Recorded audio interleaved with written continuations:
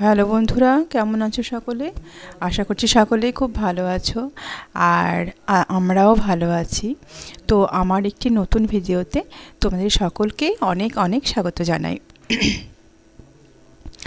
দেখো আজকে না আমি সবজিগুলো কুটে নিয়েছি, আর প্রথমে ধুয়ে নিয়েছি, তারপর কেটে রেডি করে নিয়েছি রান্নার জন্য। তো এখানে আছে পালং শাক।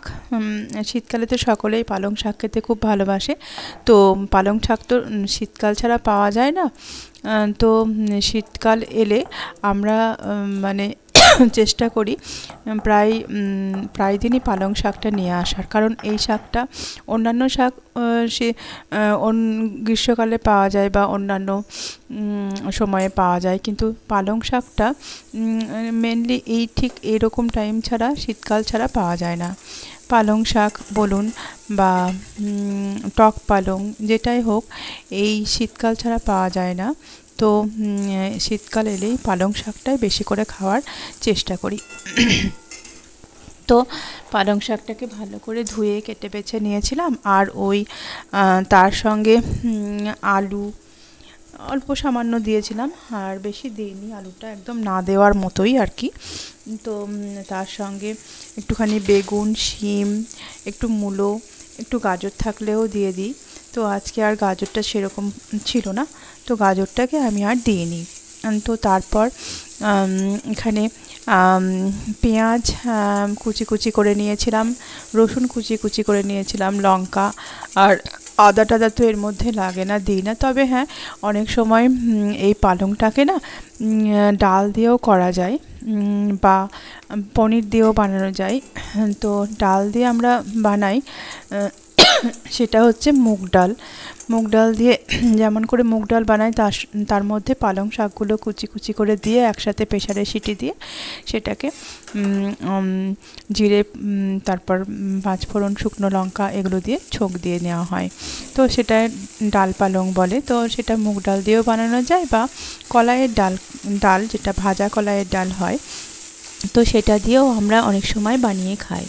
তো আমার এরকম করে শাক বানানোর চাইতে কিন্তু ওই ডাল পালংটা, কলাই ডাল পালং যেটা হয়, সেটা কিন্তু আমার বেশ খেতে এর থেকে বেশি ভালো লাগে। মুগ ডালটা অতটা ভালো লাগে না, কলাইয়ের ডালটা দিয়ে পালংটা ভালো লাগে। আর মুগ ডাল দিয়ে যেটা হয় সেটা হচ্ছে থোড়, যেটা কলা গাছের তো আমরা বেশিরভাগ অংশই খাই, কোনো অংশই বাদ যায় না। কলা গাছের থোড় বলেন, মোচা বলেন, বা কাঁচা কলা, পাকা কলা, কলা গাছের সমস্ত গাছের যেই অংশই হোক না কেন, সমস্ত অংশটাই তো মানুষের খাওয়ার কাজে লাগে। তো সেই হিসেবে কলা গাছের থোড়টা কচি যদি হয়, তাহলে সেটা কিন্তু মুগ ডাল দিয়ে রান্না করলে খুব ভালো লাগে।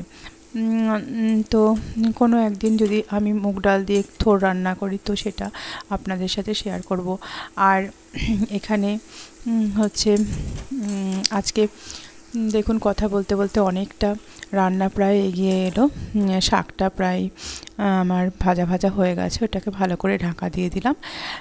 তো লবণ, হলুদ, মিষ্টি পরিমাণ মতো দিয়ে এবারে আর একবার নাড়াচাড়া করে নিয়ে কিছুক্ষণ সিদ্ধ হতে দেবো, তারপরে কিন্তু শাকটা আমার রেডি হয়ে যাবে। আর ওদিকে বলেছিলাম না একদিন যে আমার ছাদের বাগানের যে জবা ফুলের গাছগুলো ছিল, মানে ওই ধরেন হলুদ জবা, সাদা জবা এইগুলো ছিল, এইগুলো কিন্তু আগের থেকে অনেকটাই ভালো হয়েছে। ওই ওষুধ স্প্রে করার পরে দেখছি বেশ ভালো কলিও আসছে, আর পোকাগুলোও ছেড়ে যাচ্ছে, আর ফুলও ফুটছে।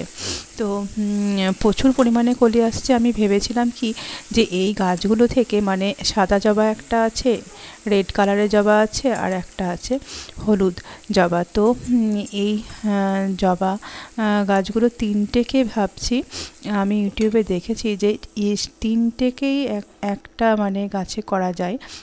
সেই কলম করে একটা মানে ডাল নিয়ে, সমস্ত ডালকে একসঙ্গে করে তারপরে কলমটা বানাতে হয়। সঠিক করে অবশ্য আমি জানি না, কিন্তু ওটা দেখে নিয়ে তারপর ভাবছি ওরকম একটা কলম বানাবো। তো সেইটাকে যদি টবে লাগানো যায়। তো একটা গাছ থেকেই কিন্তু বেশ লাল, হলুদ আর সাদা জবা কিন্তু পাওয়া যাচ্ছে।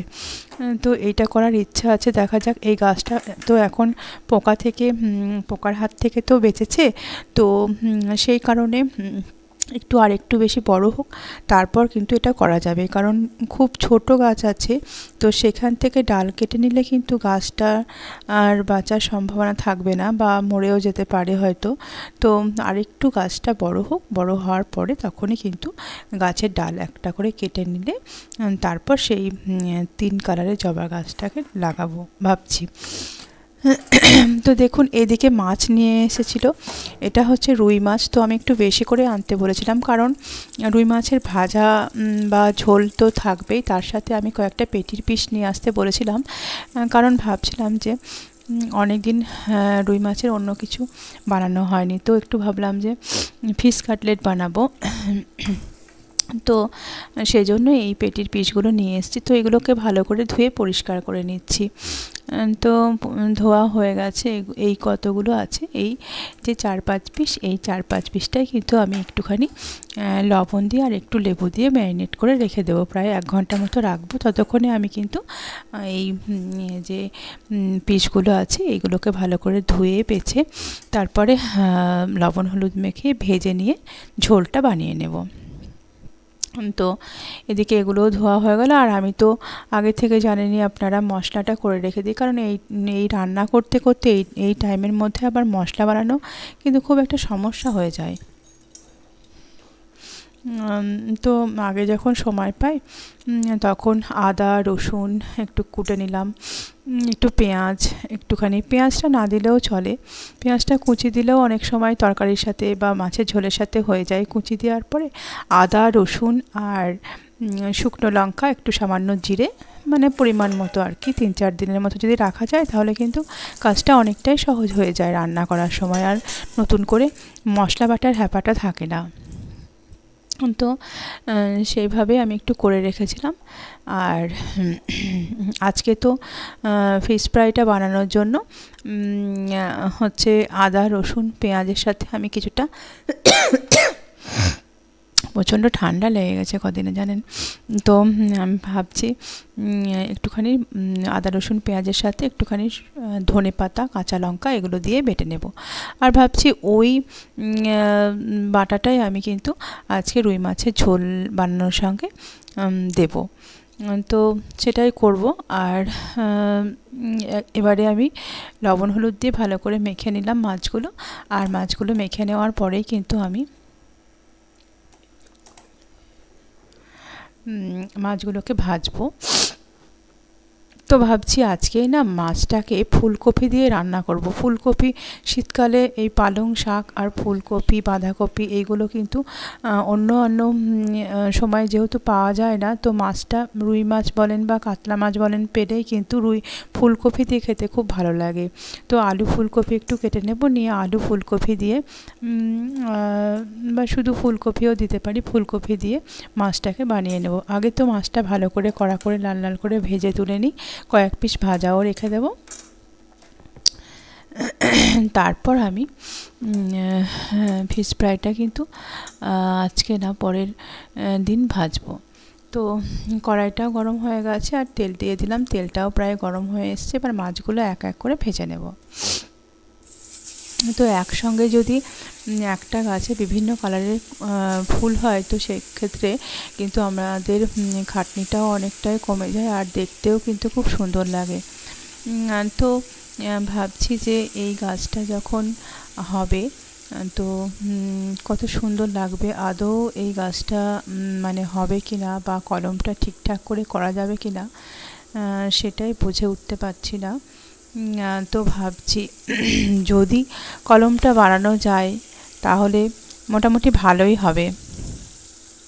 তো এই মাছগুলো ভাজার জন্য আমি তেলটাকে বেশ চারিদিকে ছড়িয়ে দিলাম, গরম তেলটাকে, যাতে মাছগুলো বেশ লাল লাল করে ভাজা হয়ে যায়। মাছটা ভাজতে কিন্তু প্রচুর টাইম লেগে যায়। এই জন্য না আমার মাছের থেকে অন্যান্য আইটেম, ডিম বলেন বা পনির বলেন, এগুলো করতে খুব ভালো লাগে। এমনকি চিকেনটাও ভালো লাগে, কিন্তু মাছটা খুব সময় নেয় ভাজতে। আর ভালো করে ভাজা না হলে অন্যদের কিছু হয় না, কিন্তু আমি খেতে পারি না, ভালো লাগে না আমার। কারণ কি, ডাইজেস্ট প্রবলেম হয়। ওই জন্য মাছটাকে ভালো করে, এদিকে মাছটা ভালো করে ভাজতে হয়। মাছটা ওদিকে ভাজা হতে থাক, ততক্ষণে আমি দেখি যে বাজার থেকে কী কী সবজি আনা হয়েছে। সেগুলো তো আবার ভালো করে ধুয়ে বেছে পরিষ্কার করে ক্যারি প্যাকেটে নিয়ে তারপর ফ্রিজে রাখতে হবে। এগুলো একটা কাজ আর কি। তো অনেকগুলো পেয়ারা এনেছে, মূলো, শিম, বেগুন, পালং শাক আর ফুলকপি সমস্ত কিছুই নিয়ে আসা হয়েছে। তো কিছু কিছু আমি ভালো করে বেঁধে রাখলাম, আর তারপরে ফ্রিজে ভরবো। আর এই যে একটা লেবু ছিল, লেবুর একটু অংশ কেটে গিয়েছিল, তো সেখান থেকে খারাপ হয়ে যেতে পারে। তো এই লেবুটাকে নিয়ে আমি কিন্তু লেবু আর লবণ দিয়ে রুই মাছের যে পেটি অংশগুলো ফিশ ফ্রাই করব, সেগুলোকে এখন আমি 1 ঘন্টার মতো ম্যারিনেট করে রেখে দেবো। আর ততক্ষণে আমি এই ফাঁকে মশলাটাও বানিয়ে নিচ্ছি। আগেকার মশলা শেষ হয়ে গেছিলো, তো ভাবলাম মশলাটা বানিয়ে নিই। তো সেই জন্যে এই সমস্ত কোটাকুটিগুলো হয়েছে। তো চলুন মশলাটা এবার বানিয়ে ফেলি। তো এই মশলাটাই ভাবছি যে আমি ফিশ ফ্রাইয়ের জন্য রেখে দেবো, আর ঝোলটাতেও দিয়ে দেবো। কারণ আমাকে পেঁয়াজ কুচি তো দিতেই হতো। তো পেঁয়াজ কুচি বলছি, ওই কি ধনেপাতা কুচি তো দিতে হয়। তো সেটা কুচি দিলেও যেমন হয়, বা বেটে দিলেও আমার মনে হয় একইভাবে হবে, তো আর একটু ভালোই হবে। তো সেটাই করলাম। এইখান থেকে কিছুটা মশলা আমি কিন্তু নিয়ে রাখবো। আর এই যে মাছগুলো দেখুন হয়ে গেছে ভাজা। এবার মাছগুলো এক এক করে সব তুলে নিলাম। এরপর তো আবার মাছ ভাজতে হবে, কয়েকটা পিস ভাজা রেখে দেবো, আর এগুলোই ঝোলে দিয়ে দেবো। তো বাকি মাছগুলোও ভেজে নেব এভাবে।